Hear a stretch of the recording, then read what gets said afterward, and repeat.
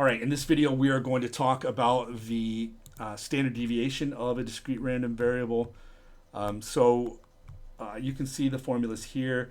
The notation for it is the Greek letter sigma, okay, which is kind of like a lowercase s. This is the capital Greek letter sigma, and this is the lowercase Greek letter s, again, kind of like our lowercase s.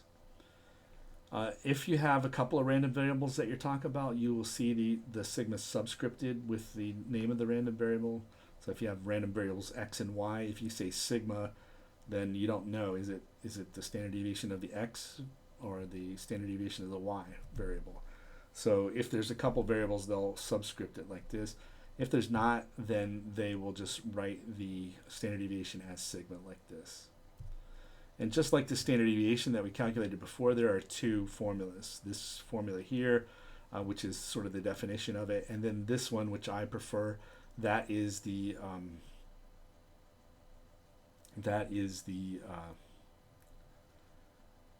computational formula. This is the one that I am going to use every single time. I just think it's easier to use than this one. Okay.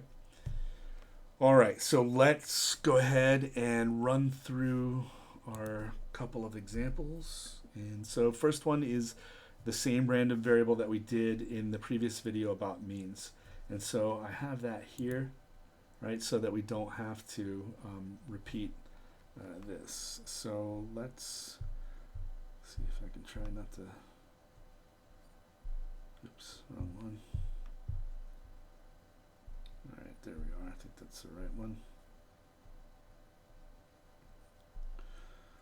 Okay, so I'm going to calculate this out, and looking at the formula that we have, I'm going to go ahead and put it back on the formula. The first thing that we're going to have to do to calculate the standard deviation is to square our values out. So square those out. In this case, the random variable is y, so we want to square these lowercase these values here, the ones corresponding to the lowercase y. So we want to write those as y squared. So 1 squared is 1, 2 squared is 4, 3 squared is 9, 4 squared is 16. Okay. Then in the next column, what we want to do is to multiply, and when we multiply, we're going to be multiplying x squared, or in our case y squared, times its probability. So multiply the squared values times the probabilities. So we're going to be multiplying these squared values times the probabilities that are over here.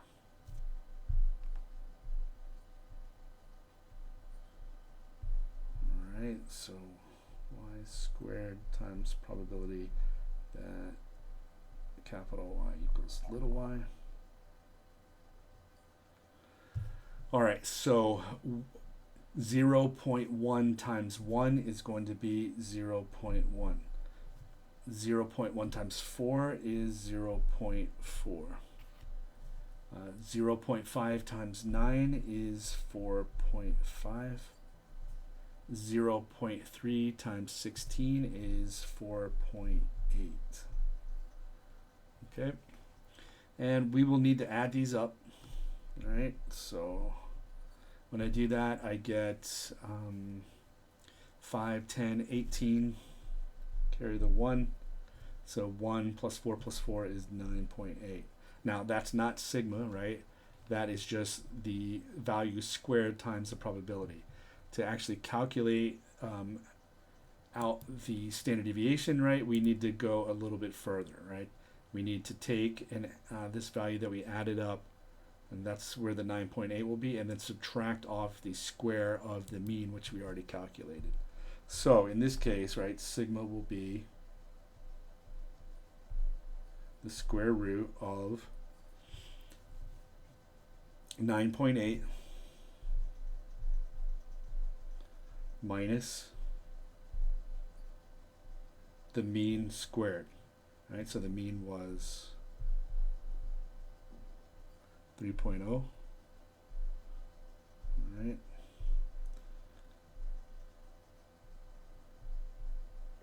And so let's go to the calculator and see what that comes out to be.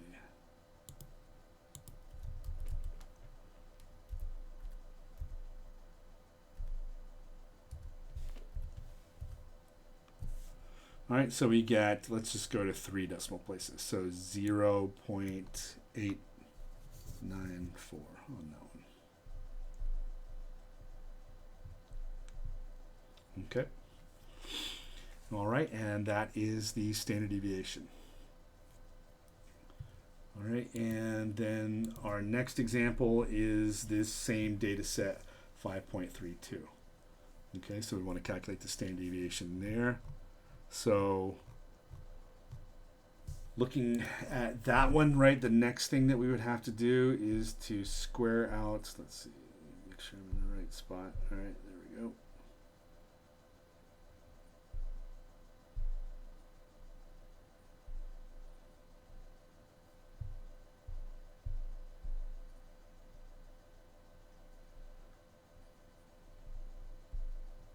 All right, so the next thing we would have to do is to square out the values, right?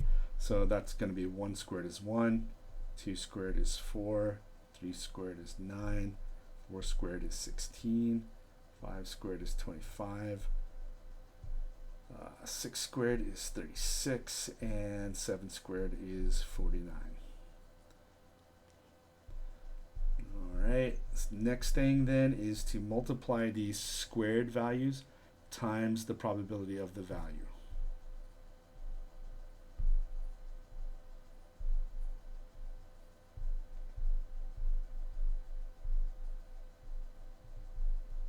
So in symbols, that would be this, right?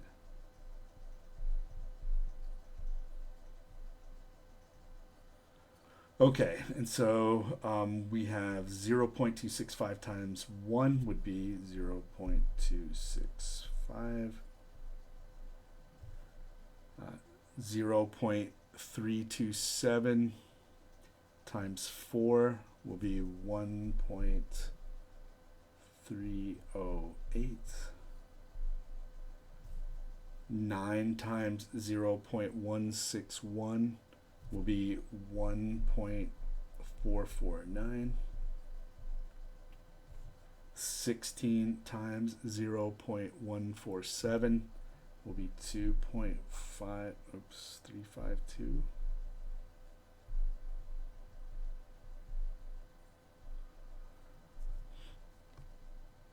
25 times 0.065 will be 1.65. 36 times 0.022 will be 0.792, and then 49 times 0.013 will be 0.637. All right. Okay, so then what we do is add up all these, right? And in the formula, that's this sigma right here. Add up all the values squared times their probabilities. All right, so let's go ahead and do that. Calculate that out just to make sure everything squares here.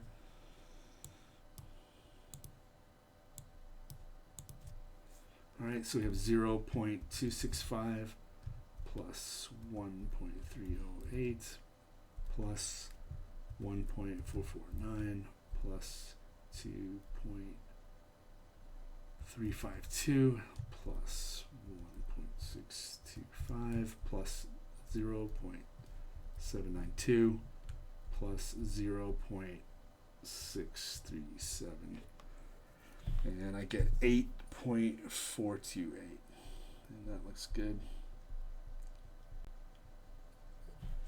Don't forget though, with the standard deviation, there's this extra step, right? You have to take the square root of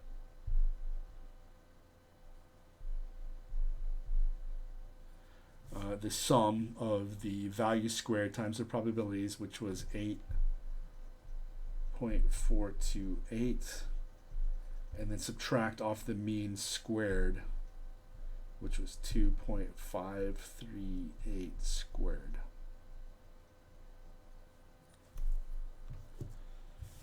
All right, so what do we get when we do that?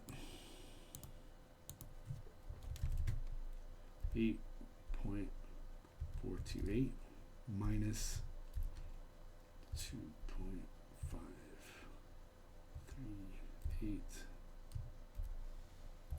quantities squared. So 1.409 to 3.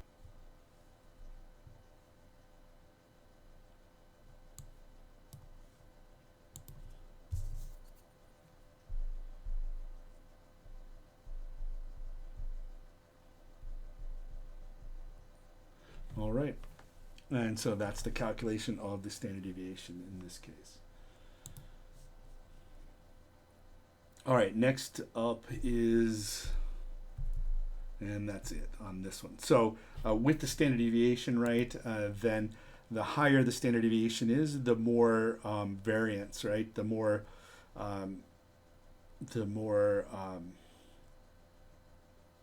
variation you would expect, right, in the values that come out, right, just like it was for when we're talking about just the sample standard deviation and population standard deviation, right? The higher the standard deviation, the more variation in the values that we got. Okay. All right, and that is it for this example.